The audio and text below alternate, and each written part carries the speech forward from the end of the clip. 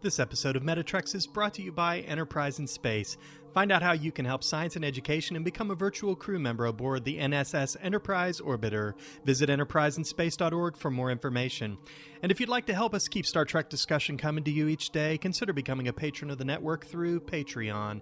Visit patreon.com/trekfm and find out how you can become part of the team. That's patreon.com/trekfm. This is Tim Russ, Lieutenant Commander Tuvok on Star Trek Voyager, and you're listening to Trek FM.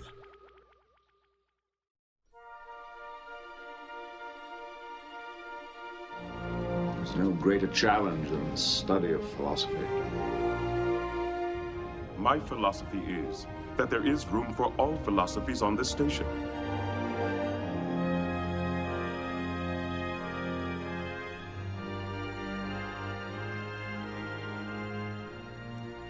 Well, welcome everybody to episode 38 of Metatrex, Trek FM show on Star Trek and philosophy. My name is Mike Morrison, and with me is Zachary Fruehling. Today we'll be talking about Star Trek and the philosophical movement known as phenomenology. Zachary, how are you today? I'm doing great, Mike. You know, it was funny. I was really torn about whether we should do an episode of Metatrex on this topic, on phenomenology.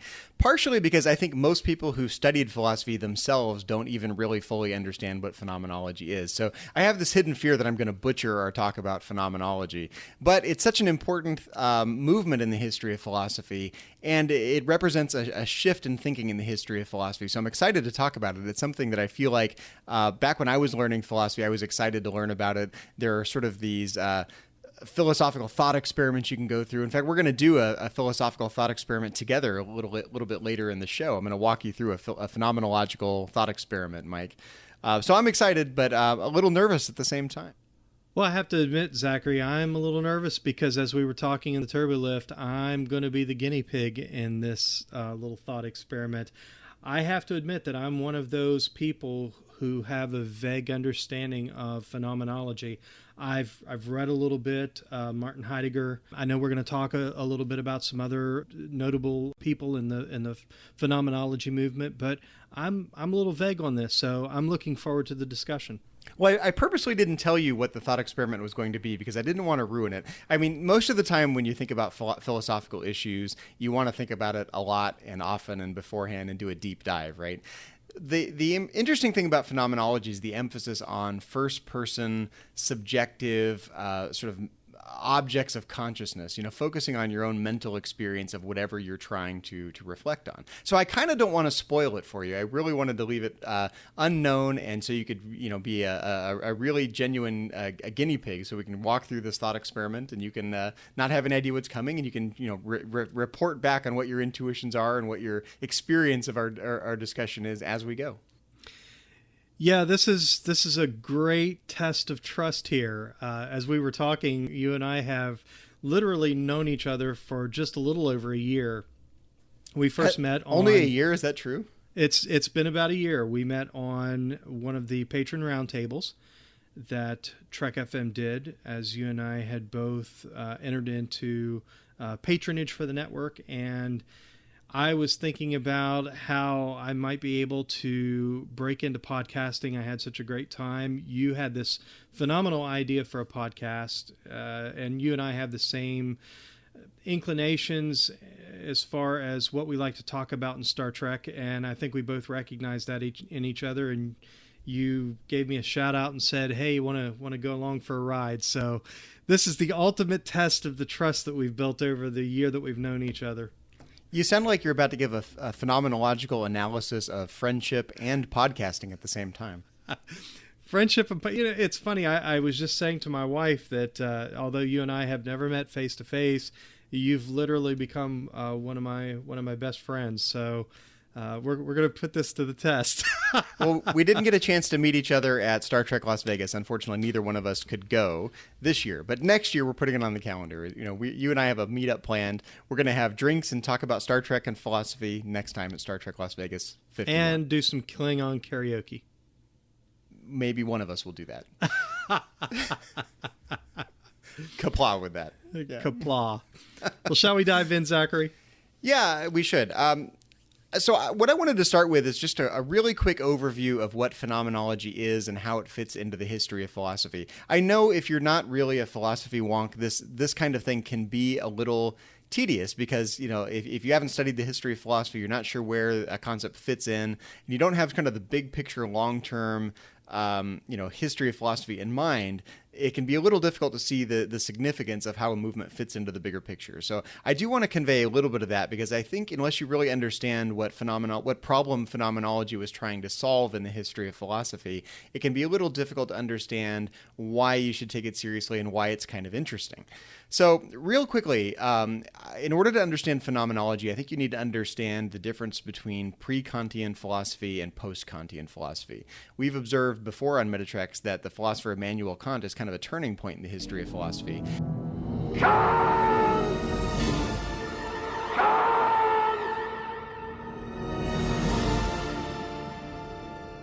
And I think phenomenology, as an example of post-Kantian philosophy, really kind of illustrates the change that took place with Immanuel Kant.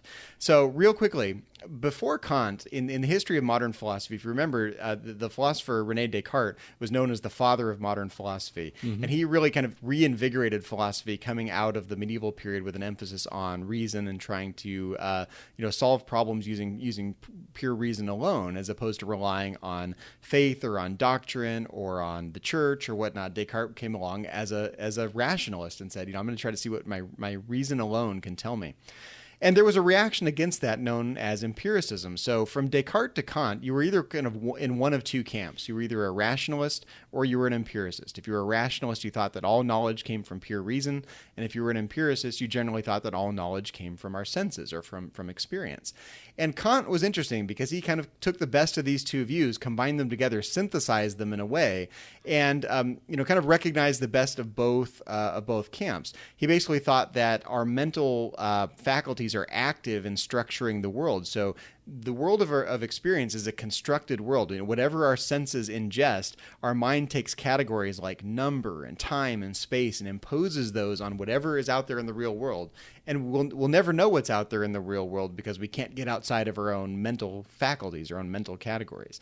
But the important change that took place was that Kant introduced this idea that the world that we experience is not just a passive world that we receive, via our senses, but it's a world that our mind is active in constructing, the combination of our experience and our minds. So even though Kant was concerned with trying to preserve scientific objectivity in light of all these skeptical concerns that René Descartes raised, he was really trying to find a way for the scientific enlightenment that's taking place around him to overcome these skeptical concerns that had been raised by philosophers like Descartes. But in doing so, what he did was introduce this concept that our minds are active in constructing the world. And so he introduced subjectivity, the notion that the subjective first-person experience is something to be analyzed, something to be taken seriously philosophically. Up until now, metaphysics had been trying to analyze what reality in itself is like. Kant used this phrase, things in themselves, whatever reality in itself is like, apart from our senses. And he became a total skeptic about that for the sake of focusing on the objectivity of our first-person subjective constructed experience. And that is a turning point in the history of philosophy. And from Kant, there's several different sort of threads that branch off from Immanuel Kant in philosophy. And phenomenology is one of those threads, focusing on first-person experience. You get phenomenology, you get existentialism, you get the logical positivist movement, you get a whole host of different threads that spring off from Immanuel Kant. And phenomenology is one of those branches. But the defining characteristic of phenomenology is the focus on first-person conscious experience versus any sort of external world or empiricism or an attempt to figure out things in themselves in some sort of deep metaphysical sense. It's a focus on first-person experience of conscious experience of things. And that's the sort of defining characteristic of phenomenology. In fact, that's what the word means, phenomenon, an appearance. How do things appear to us in our consciousness? And that is kind of the essence of phenomenology. So I know that was a long introduction, but I think that's a really important thing to keep in mind, that this turn towards subjectivity and analyzing subjective experience is a reaction against this dualism between rationalism and empiricism, this dichotomy that had dominated the history of philosophy for a couple hundred years before phenomenology came on the scene. And so it's this turn inward into our own consciousness and our experience of consciousness that defines the movement of phenomenology. As a philosophical school of thought, as a method of research, it's my understanding, Zachary, in its simplest terms, phenomenology is to study human phenomena without considering any questions of things like their causes, their objective reality, or even appearance, as it were. That's my simplest, probably, understanding of what this is. Well, the philosopher that most people associate with phenomenology is the philosopher Edmund Husserl. So coming onto the scene in this post-Kantian philosophical world with an emphasis on subjectivity, what Husserl wanted to do was try to find a way to combine this notion of subjective experience and focus on that as the philosophical starting point, but without the skepticism that subjectivity usually implies. Usually when you think subjective, you think, oh, subjective, that's something so first person, so not objective that I can reject it. It's merely an opinion.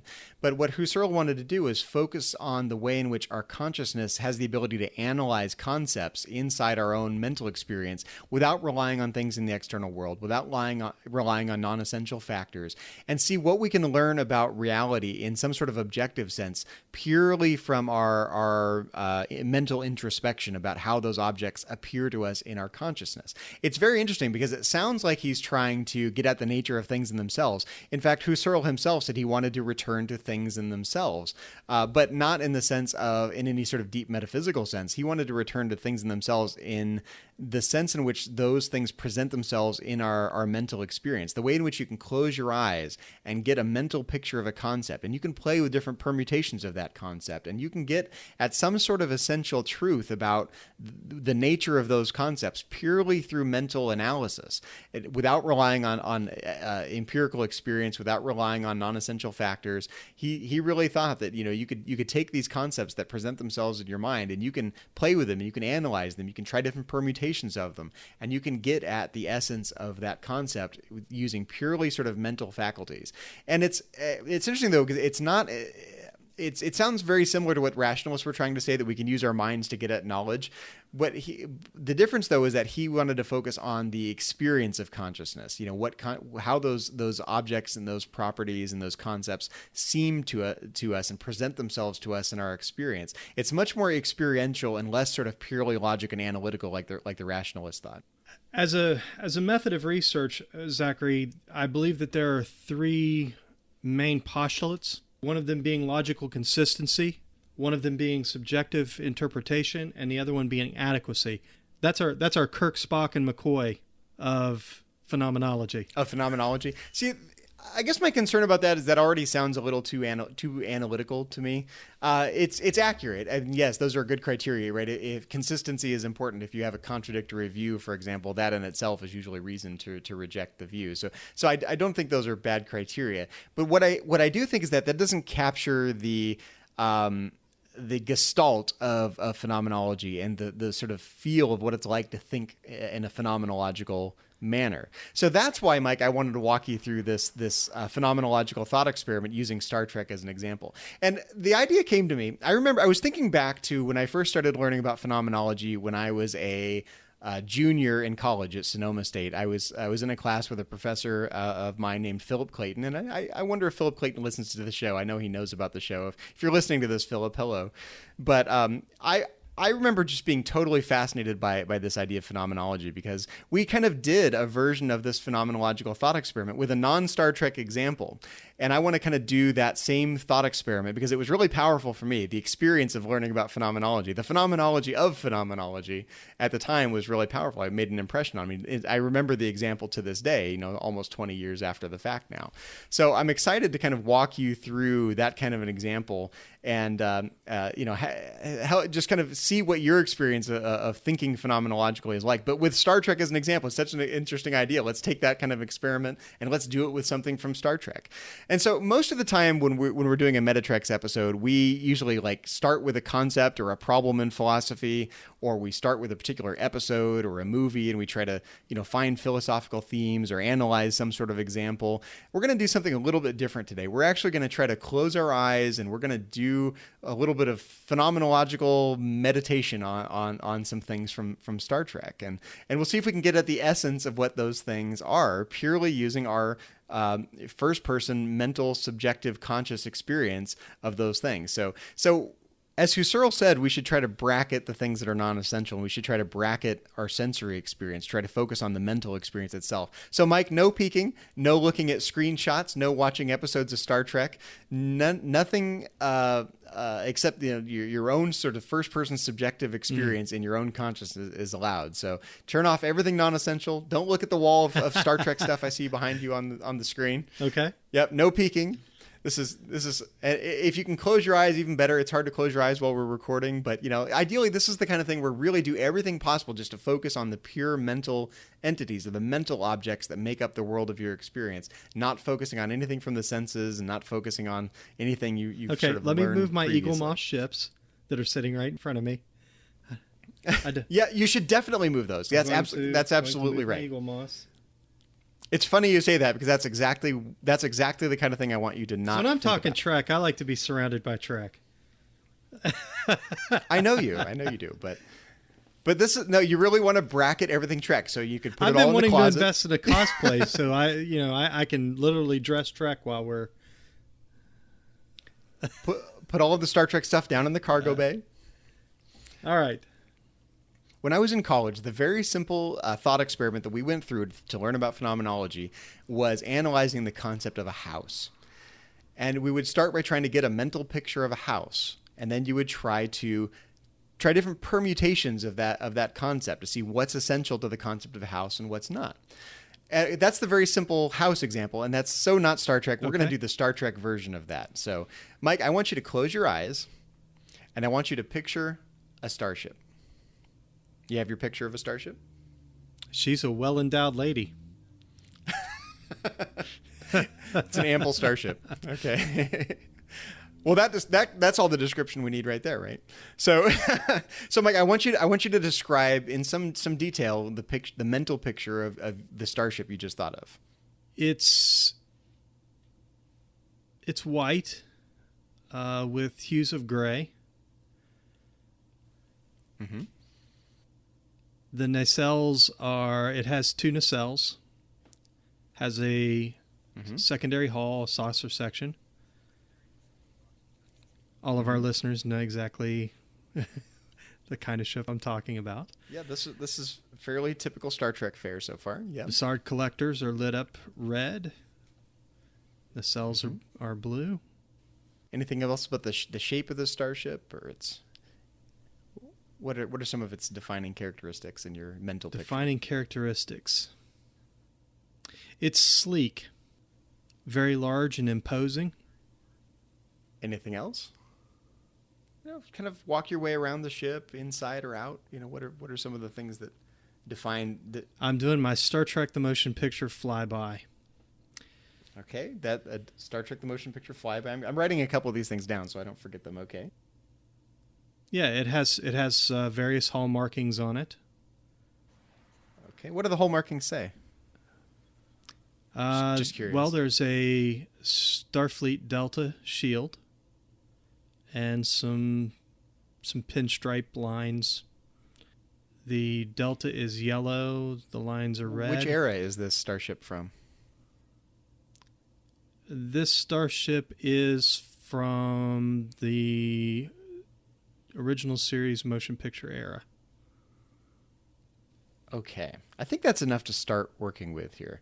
So that is your mental picture of a starship. So what phenomenology would try to do is now sort of selectively try to bracket out the things that are non-essential to the concept of a starship.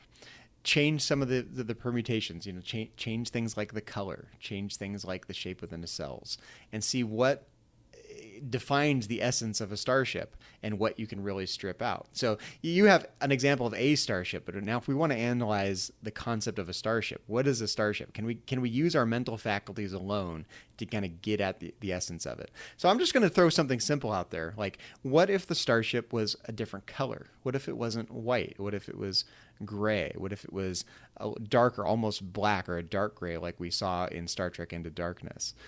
Would that still be a starship? Absolutely.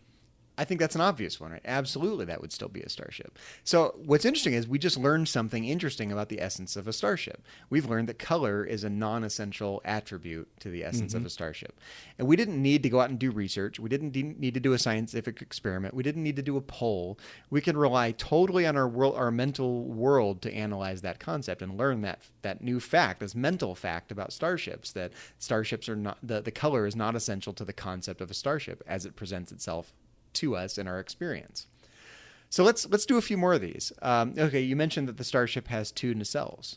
What if it had 3 nacelles? We've seen examples of that in the Star Trek universe. 4 nacelles, no nacelles. Absolutely. So the number of nacelles, again, is not essential to the concept of a starship.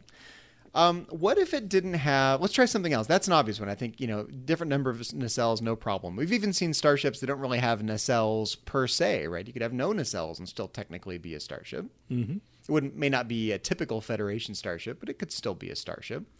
Ferengi ships come to mind, right? That's an example of a starship that doesn't have nacelles per se. So let's think about this a little bit. What if it didn't have warp drive at all? Yeah, it could still be a starship. It just wouldn't be a warp-capable starship. It wouldn't go very far.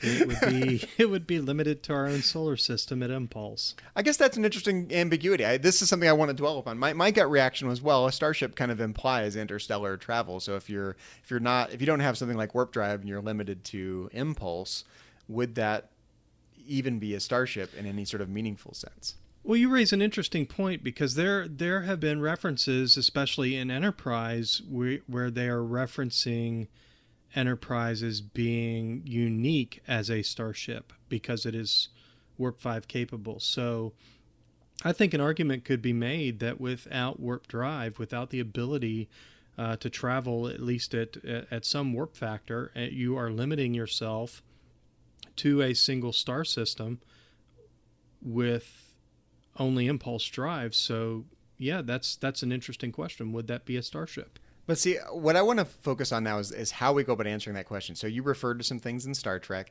I see with your eyes open. Your eyes aren't closed.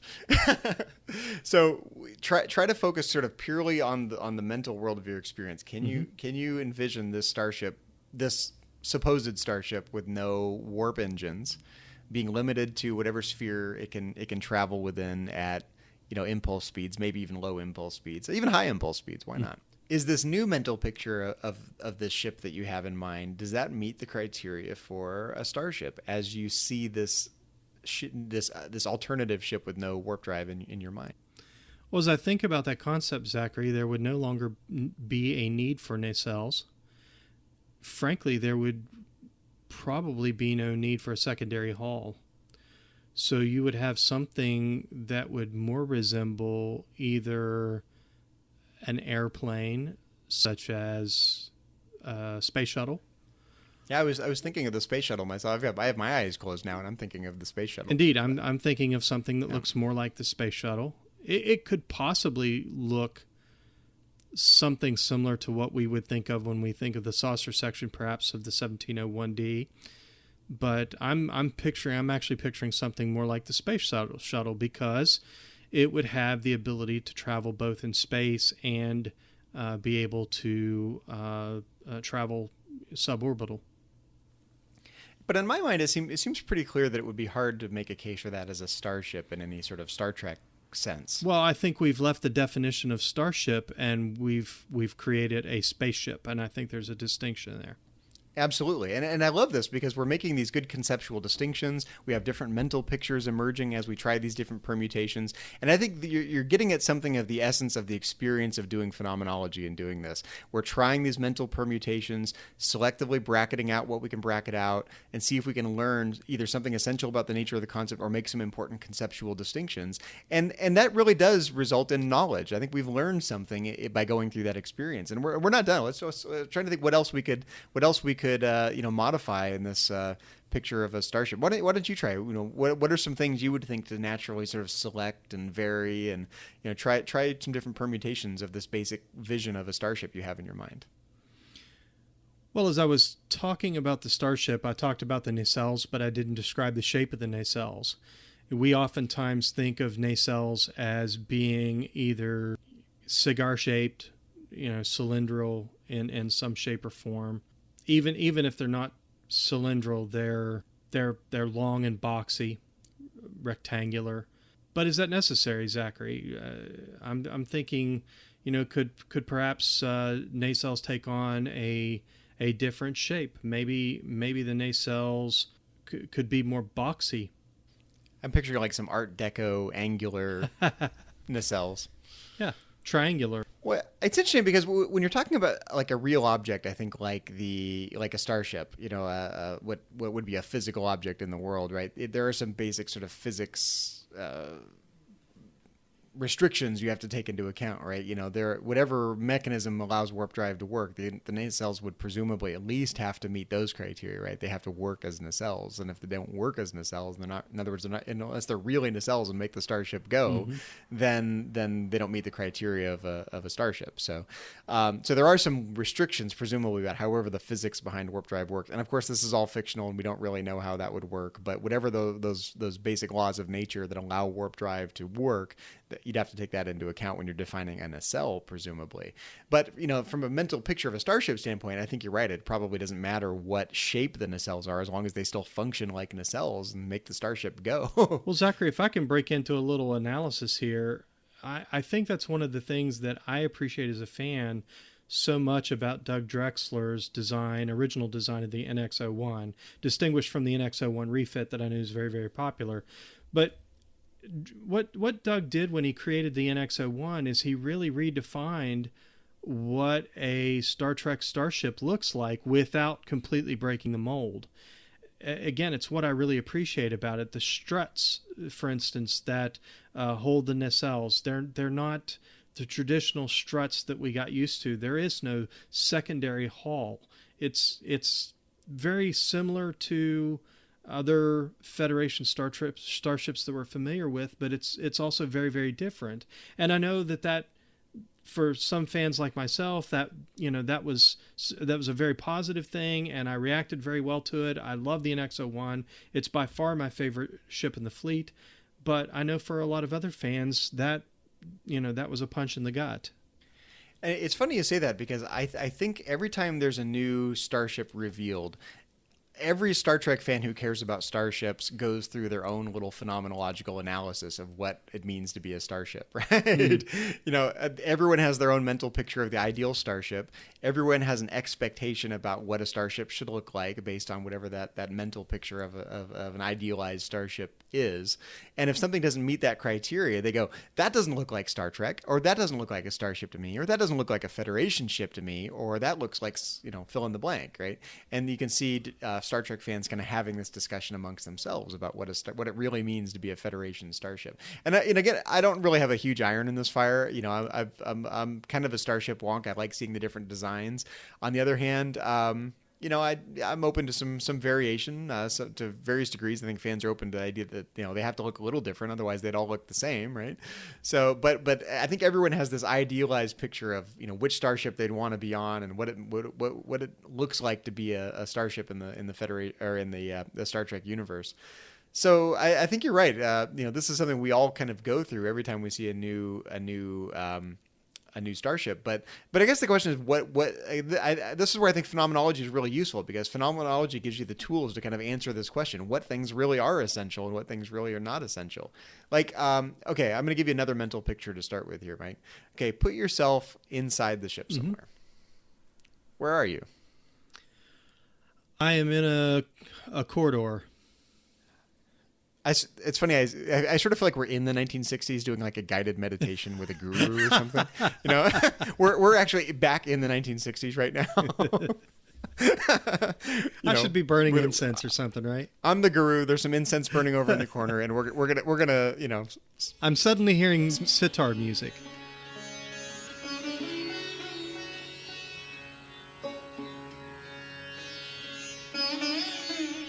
Yes, there's some sitar music, and we're going to talk about the phenomenology of Star Trek. I swear we're not hippies. We're not in that hippie episode of Star Trek, are we? Okay, so I'm sorry. You said where you were. Where are you? I'm in a corridor, and I know that probably comes as a shock that I'm not standing on the bridge, but I am in a corridor. Okay, so this is fascinating. So kind of describe where in a little more detail. You're in a corridor, but what are some of the things you see around you and whatnot? Yeah, the walls are gray. There's no carpet on the floor. This isn't the 1701D. There's no carpet on the floor, no carpet on the walls. It's very industrial in the feel of it. In fact, the floors have more of a grating on it. It's textured metal, very cold. Everything feels kind of cold. There are various lights along the perimeter near the ceiling. Those lights are pointing me in a particular direction. Everything feels, again, very industrial. So trying to focus as much as possible on your own mental picture that you just described. Try to give me a bit of a list. Like, what are some of the things that are non-essential that you could strip away and still be in a starship, sort of a functional, conceptually robust starship? And what are the things you can't live without? What of those things you just described are absolutely essential for an object being a starship based on your mental permutations of this experience? There doesn't need to be lights near the perimeter of this near the ceiling pointing me in any particular direction. You do need to have some type of illumination in order to make your way around. That's necessary, but lights that conveniently point me towards something, that's not fundamentally necessary. We might be in your year of hell with no lights at all. Year right? of hell, no lights. The floor I described as being graded, having texture. I don't know that that's particularly necessary. It could be a flat, smooth surface. What if it didn't have a floor at all? Well, I guess there would be. Let me ask it. Let me ask it a different way. What deck are you on? What deck am I on? Yeah, you're on a starship, right? Where are you? I'm on B deck. What if there were no decks at all? What if there were just one single deck? Yeah, it might not be a very tall starship, but I think you could have a starship with only one deck. It wouldn't be a very tall starship. I think the floors are necessary though, because they're unless there's no gravity, Zachary. If there's no gravity, then I suppose you don't need floors. I'm going to throw you for a little bit of a loop here. What if you are Lieutenant Commander Flipper? Does Lieutenant Commander Flipper need floors? No, but I sure could use some water. So, but I don't want to dry out. I think you hit on something, though. We may not need floors, but we might need life support. It's hard to imagine a functioning starship with no life support. Indeed. Would it be a starship? I mean, it may not be a starship for humans. Data could be on a starship with no life support. You could have a ship full of androids. Yep. The Doctor doesn't need life support.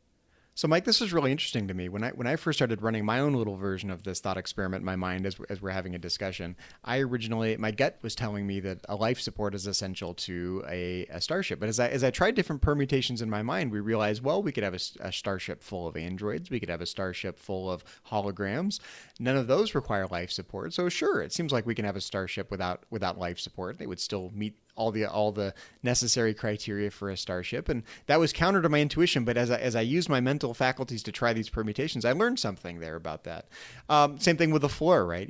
We originally said, oh, sure, how can you have a starship without floors, right? Until you start to think, well, what if there's an aquatic life form like Lieutenant Commander Flipper down in Cetacean Ops, or what if there's some sort of avian life form that just flies around the ship and doesn't need a floor, right? So we're starting to learn that some of these things that are part of our initial mental picture are not actually necessary to the concept of a starship. So we can bracket those away.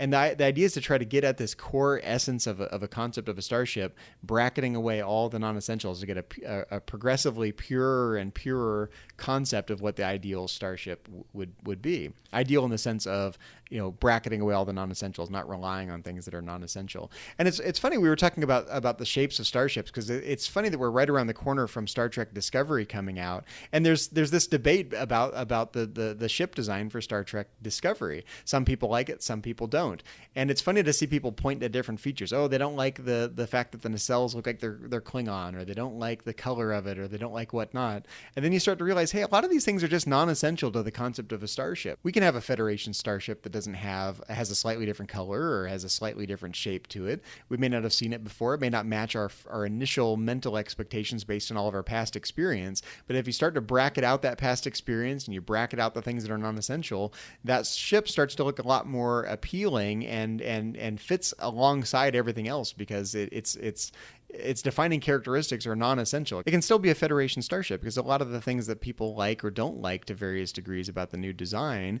rely on things that are frankly non-essential to the concept of a starship. And I think we learned something about that in thinking about this mental experiment of a starship here today. Exactly. And we're seeing a lot of the same debate that we saw when Enterprise first came out, the same type of debate. Well, it doesn't have a secondary hull. It's not this, it's not that, it's not white, it's not... And so a couple of weeks ago, you and I were recording an episode of Metatrex, and we captured a screenshot, as we often enjoy doing, to kind of tease our listeners a little bit and the folks over on the Babel conference. And I had two ships together. Flip Dorsey, our good friend over at Warp 5, he got into a little game of caption this, and this is how starships are made. But the point that I was making there was that it was an interesting design that almost had an appearance that it was a hybrid of sorts from a Klingon battlecruiser and a Federation ship, and I found that very interesting.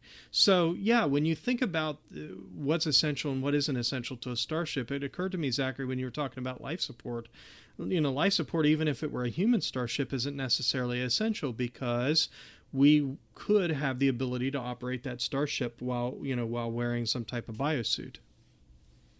Or we could operate it remotely via some sort of remote consciousness link. Indeed. Or, yeah, you can imagine 10 or 20 different versions of this if we tried hard enough, right? So okay, we've learned something. We've learned life support is not essential to a starship. And I think we could spend another hour doing this and try different permutations, but I think the point is coming across that using purely our mental faculties, trying different permutations and selectively changing or bracketing certain components of this mental vision that we have of a starship, we can learn something about the concept of a starship. And I think the danger here in using the starship as an example is this sounds in a way really esoteric, right? Okay, why is phenomenology valuable to analyze starships? I think if you take that idea that you can rely on conceptual analysis to get at the truth of something, you can apply this to all kinds of more important concepts and more important dilemmas in ethics and in metaphysics than starships. You can take let's say an ethical dilemma, and you can say, okay, let's in fact, you could probably come up with one right now. Okay, in the Star Trek universe, close your eyes and think of an ethical dilemma in Star Trek. What would a typical Star Trek ethical dilemma be? Do we help, or do we jump to warp and leave the system and let the two species fight it out?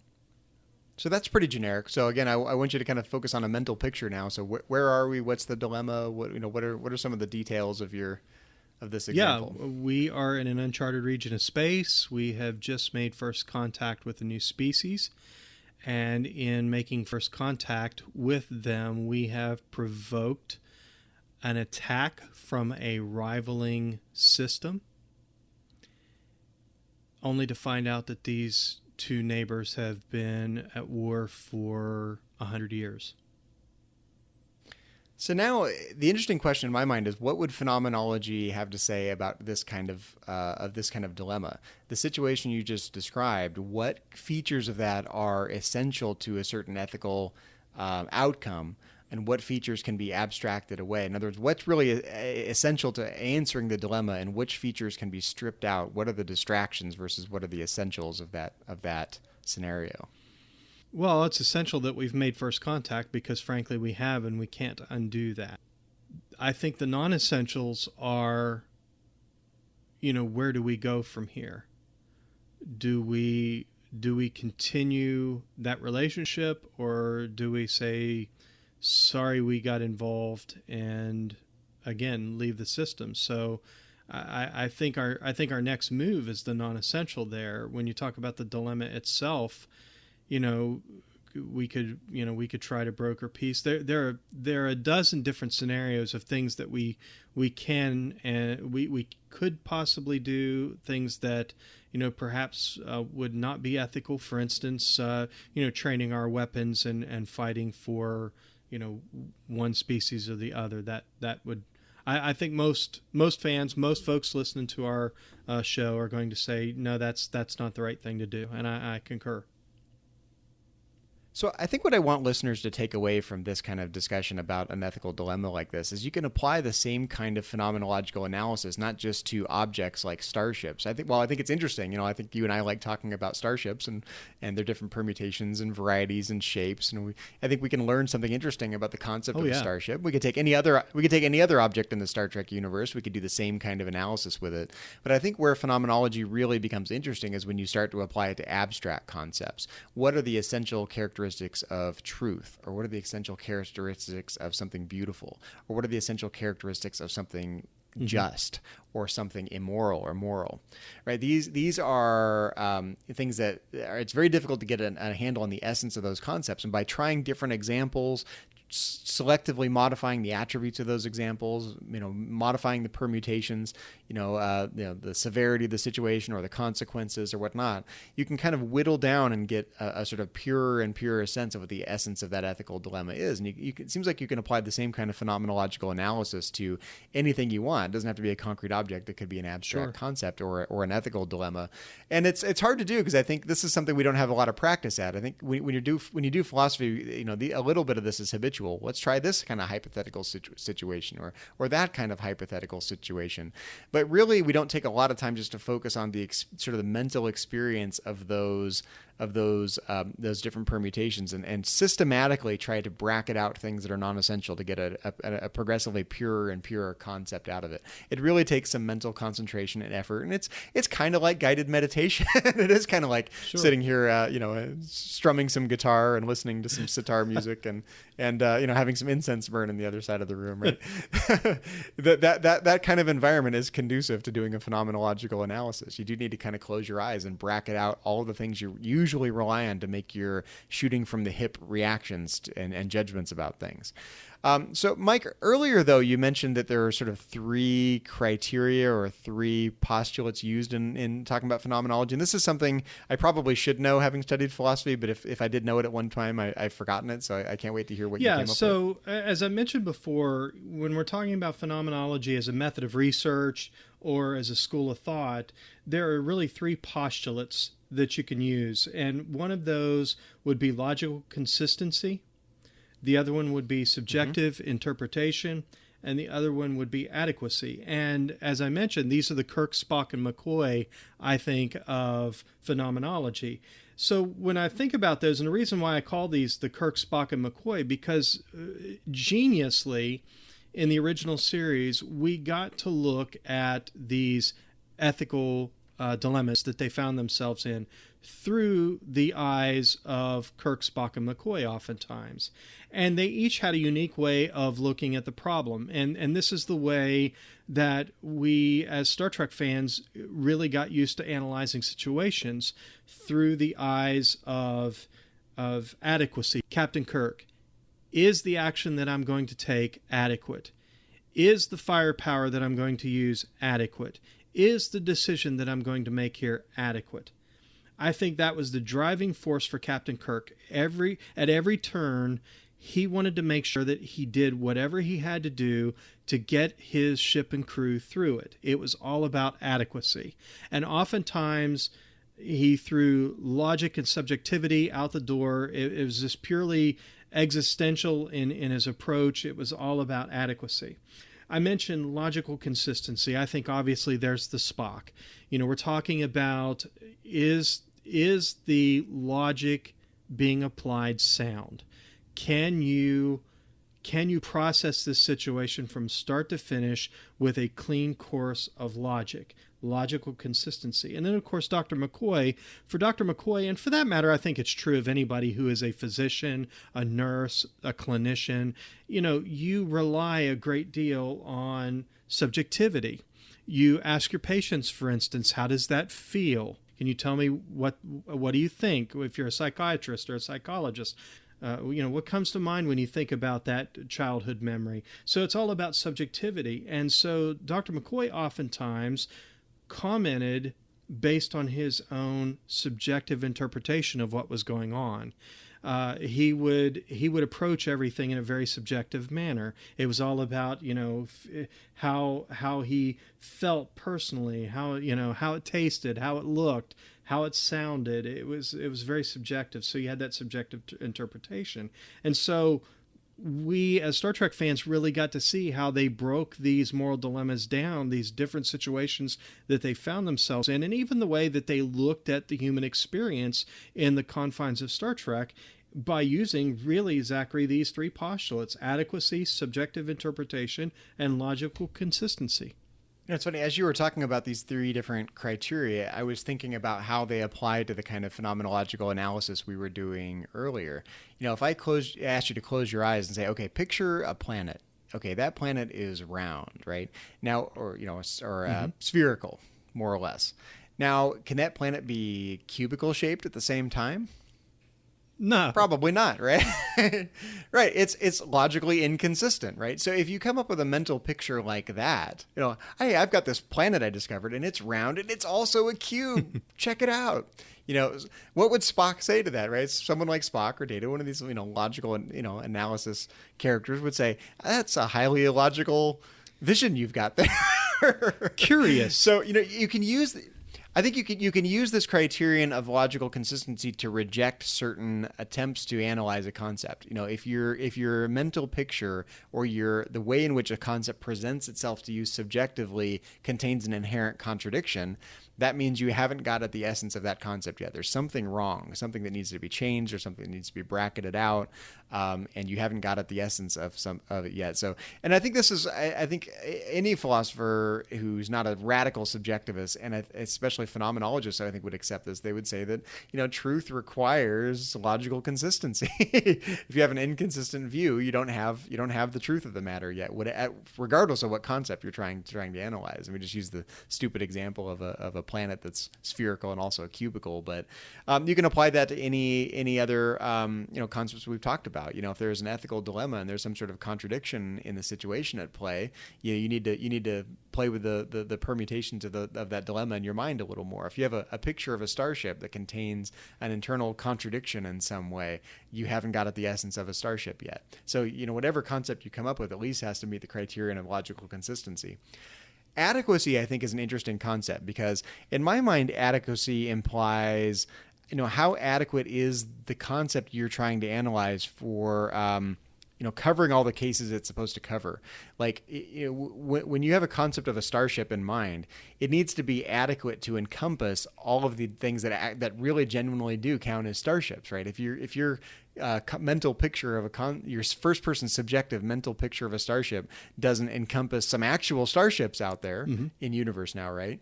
If you said a starship requires 2 nacelles, and that's my picture of a starship, and that's got to be the essence of a starship. It has to have 2 nacelles, and that's part of your mental picture of an ideal starship. And then that doesn't cover some other real starships like the Stargazer with 4 nacelles, right? You'd say that's not an adequate concept. It doesn't cover all the examples that it needs to encompass.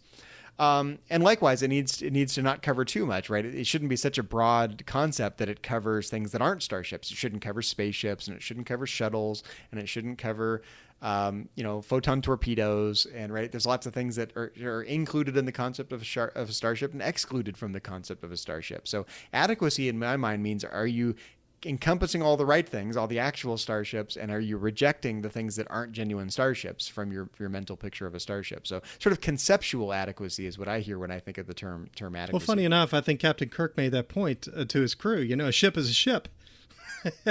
So at the end of the day, it doesn't matter if it looks like a Federation ship. It doesn't matter if it's pretty. It doesn't matter if it smells. It doesn't matter. A ship is a ship.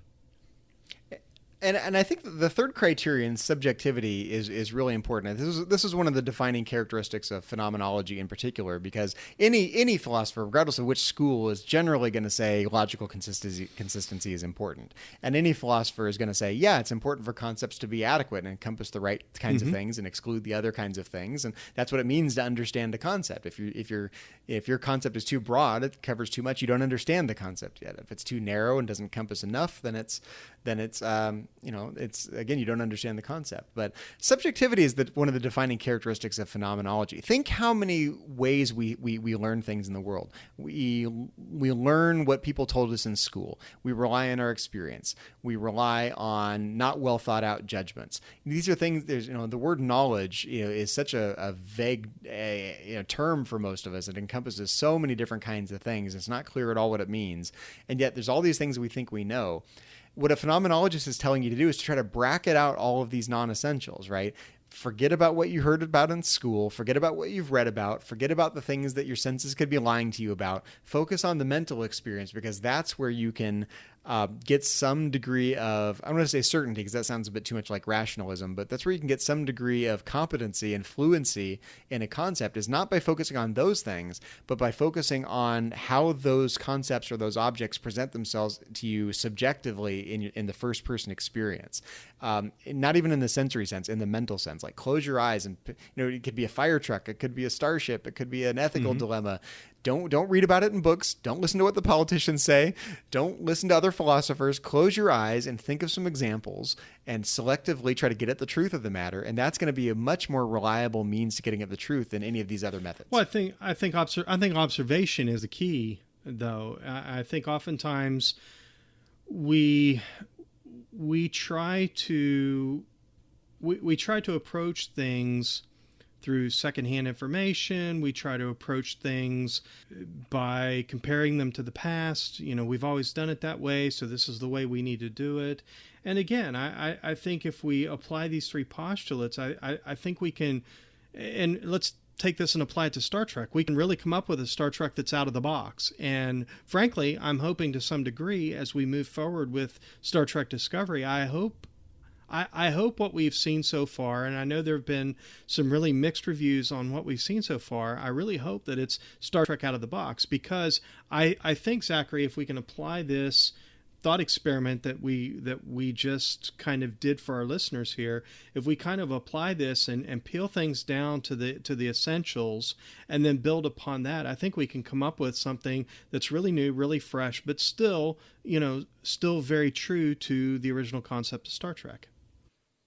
Yeah, and I think you're hitting on something that, we as fans do this a lot. We debate about what Star Trek means and what we like to see in Star Trek. But if you really kind of close your eyes and do this phenomenological analysis on the concept of Star Trek, the franchise itself, you can ask yourself, what components of any sort of fictional story make for Star Trek reliably, right? What are the things that you can separate that are really non-essential to Star Trek? Like, there was this crisis in Star Trek. The first time there was a Star Trek without the Enterprise, right?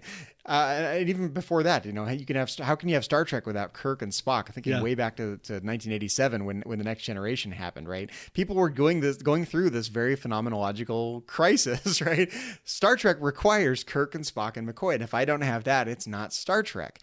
And of course, we've seen, most of us have rejected that view, and we realize there's some essence of Star Trek that Star Trek The Next Generation captured that didn't need those specific characters. Back in 1987, if they relied on their 21 years of experience of Star Trek up to that point, from the beginning of the original series up to the beginning of The Next Generation, if you'd been a strong empiricist and relied solely on your previous experience, you might reject the Next Generation as viable Star Trek. And I think a lot of fans of the original series did that when The Next Generation came out. And most of them, of course, became fans of The Next Generation and other series as well.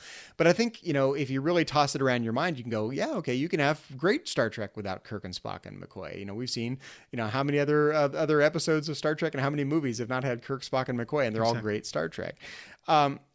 what kinds of things can you not do without in Star Trek? You know, I can imagine the Enterprise. Okay, yeah, we can do without the Starship Enterprise. There's been plenty of great great Star Trek with no Enterprise in it. You can have other starships, or you can have a space station, or you can have you could have any other number of things, but none of them require the Enterprise to have Star Trek. And again, that's counterintuitive if all your previous experience had been the original series. So for us today, Mike, with having had 750 hours of Star Trek on television and 13 Star Trek movies, what of those things are essential to the Star Trek universe that if we didn't have them, we just plain wouldn't have Star Trek anymore?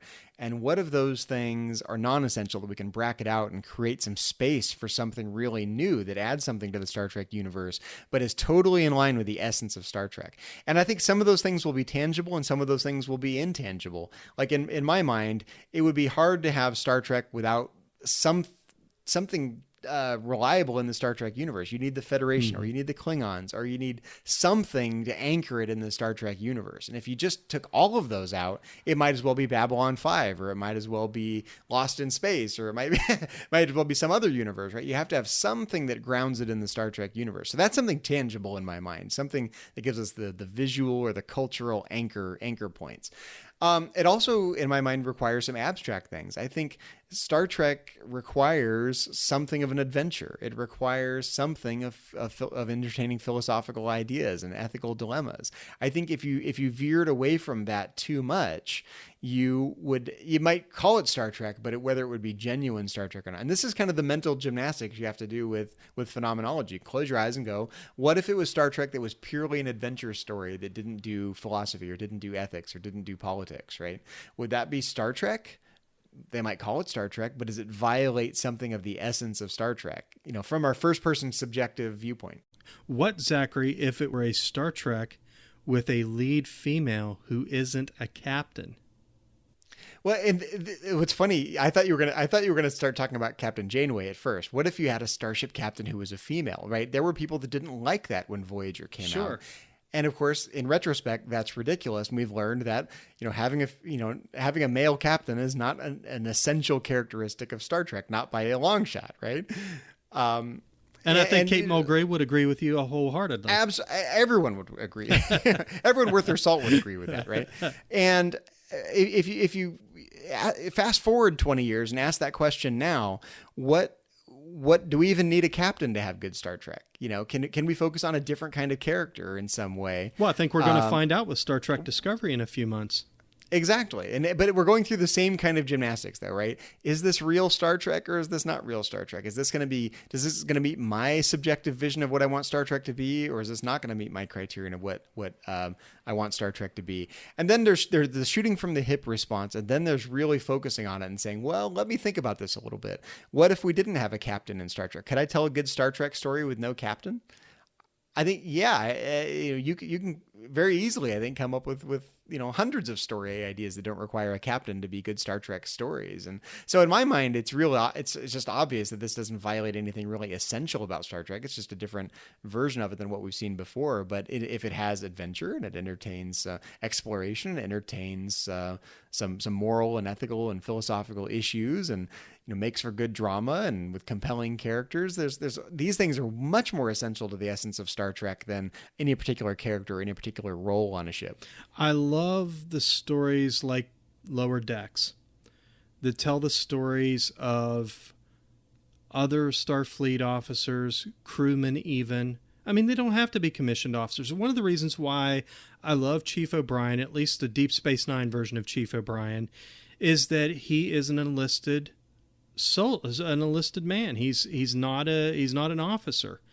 He's a petty chief, and I love that because we're telling the story of someone who just enlisted in Starfleet and he's done his service, and guess what? He went above and beyond. He was decorated by the Federation, and now he's the chief of operations on a space station. Wait, I got to push back a little bit. What is wrong with Chief O'Brien and the Next Generation being happy in the transporter room, just beaming people from A to B and having a nice day? Well, he's a lieutenant, then he's an ensign, he's a lieutenant again. Somebody needs to make up their mind on what is it. I'd like to know what he did to lose his pip. Are we doing a phenomenological analysis of Chief O'Brien? Does Chief O'Brien need to be? Is his rank essential to being Chief O'Brien? Obviously not. Obviously not. Because, and frankly, to a lot of fans, there may be even some of our listeners, Zachary, listening to this going, wait a second, Chief O'Brien wasn't a chief petty officer on The Next Generation? I love this phenomenology of Chief O'Brien. We have to Essential write that book. Chief O'Brien. Well, Mike, we've been talking about phenomenology in Star Trek for almost an hour now. Do you have any final thoughts? Do you want to send us away with any inspirational phenomenological insights based on our discussion here today? Well, Zachary, it'll be a couple of hours for me to kind of air the incense off my clothes. And seriously, I do want to say that this was really interesting, and I think that, especially in light of Star Trek Discovery, as if our listeners couldn't tell, I'm excited to be able to talk about Star Trek Discovery. With all of that on the horizon, and recently some news has started to leak out, and we're starting to get an idea about the time frame and the characters and so on. As these things start to come out and fans begin to react, I just hope that fans will stop and close their eyes and just think about what is essential Star Trek. What is it that's essential to Star Trek, and just give this a chance and not jump to any conclusions and the usual boycotting, because I think history has proven to us time and time again that yes, you can have Star Trek without Kirk, Spock, and McCoy, although we all love Kirk, Spock, and McCoy. You can have Star Trek without the Enterprise. You can have Star Trek without a male captain. In fact, you don't necessarily need a captain to have Star Trek. You don't need to have a starship to have Star Trek. You can put it on a space station, and it would be successful. You can put an African American in charge of that space station, and it will be wildly successful. Hey, you can get a woman with a male first officer and put her out in the middle of nowhere near the Federation, and it'll be successful. We all love Star Trek, and we love all of the iterations of Star Trek. That's something that even the most docile of fans will say, I love Star Trek. And I think as we look forward to, a fourth movie in the Kelvinverse, and we look forward to Star Trek Discovery, I think we're going to see more of the same. I think we're going to see Star Trek out of the box a little bit, but at the end of the day, it's still going to be Star Trek, this wonderful wagon train to the stars, examining and exploring the human condition. And that's what it's all about for me. It's interesting you say that, Mike, because as you were talking, it occurred to me that all of Star Trek itself is a kind of phenomenological analysis of the human condition. Insofar as Star Trek continually tries to push the boundaries in terms of what society will accept and what society won't accept, if there were people that really wouldn't entertain the idea of a female captain, and there were people that wouldn't entertain the idea of Star Trek on a space station, commanded by an African American. And at every turn, Star Trek has tried to be as inclusive and as diverse as possible because it pushes back against the norms of society and allows for a more tolerant world. And by pushing the boundaries and trying different permutations, what if we had Star Trek like this? And what if we had Star Trek with these kinds of characters? And what if we had Star Trek in this situation? What if we explored this kind of, socially unacceptable experiment in Star Trek, right? This is the same kind of selective conceptual analysis we were doing with the Starship. We're analyzing the human condition and what's essential to a good society and what's not essential to a good society. And Star Trek is basically doing phenomenology. And I think that's a fascinating way to look at it, because that gives license, even encourages whoever takes the mantle to continue the coming up with Star Trek stories, future TV shows and future movies, hopefully many more to come beyond Star Trek Discovery. hopefully whoever continues the franchise will continue that, because I think that these different permutations help to move our vision of what the future could be forward in some way, and that gets at the truth of what the human race could be in some essential sense. And it takes that pushing back and these different playful permutations of those possibilities to get at the truth of that matter. Beyond. And for me, philosophically, I think phenomenology is a really interesting movement in the history of philosophy, because it's not obvious at all how you combine these different concepts together into a coherent worldview. We have the world we experience, we have our mental world, we have this concept of truth, and we have a concept of ideals, and we have this concept of an essence of a concept. And how does all of this fit together in the first person experience, in a lived life where we have a consciousness and we can think about these things in our minds? How do you combine all those different factors together into a whole? And phenomenology is just one approach to try to combine these different seemingly contradictory features of our experience into a coherent worldview. And in the history of philosophy, it's important because it lays the groundwork for the existentialist movement. The existentialist movement grew out of phenomenology. Phenomenology, after Kant, laid the groundwork for focusing on subjectivity. And the existentialists just ran with that hog wild and said it's all about first-person subjectivity, so much so that you have radical freedom to do anything you want with responsibility totally on your shoulders, and everything else is a distraction. And so the existentialists just grew right out of the phenomenological movement. So it's important in the history of philosophy. But for me, I like its sort of weird 1960s meditative feel. For me, it always did have this, and even though phenomenology comes out of the late 1800s, early 1900s, it to me really does have this kind of hippies in a room meditating, focusing with some incense and some guitar or some sitar music, like being in the hippie episode of Star Trek, except that it's very meditative, almost actually even more so. I picture like Spock in his quarters with his hands together doing the Vulcan salute, meditating, and however Vulcans meditate. And I picture Spock doing some sort of phenomenological conceptual analysis in his mind. He's playing with different concepts, turning them over in his mind, trying to get the truth of the matter, trying different scenarios. That's how I picture Vulcan meditation going. It's something like phenomenology, but it does, to me, connote something like meditation. And I worry a bit that I read a bit too much into it, because I don't think you have to do meditation to do phenomenology. Sure. You just need to the important thing is to focus on the mental aspects of your experience, focus on how things appear to you. And that doesn't mean you have to close your eyes and do spooky meditation to do phenomenology, but I think it's conducive to it. I think you do tend to close your eyes and say, okay, picture a starship. Now close your eyes, get to the essence of it. Now try a different picture of a starship, and what's different about it? What have you learned about the concept of a starship from doing that? To me, that sounds at least like guided meditation, if not meditation proper. And I think that actually helps rather than hurts the concept of phenomenology. So I'm picturing Tuvok and Kess boiling tea. Doing phenomenology. Picture the cup. Now picture the liquid inside the cup. Now picture the atoms that make up the...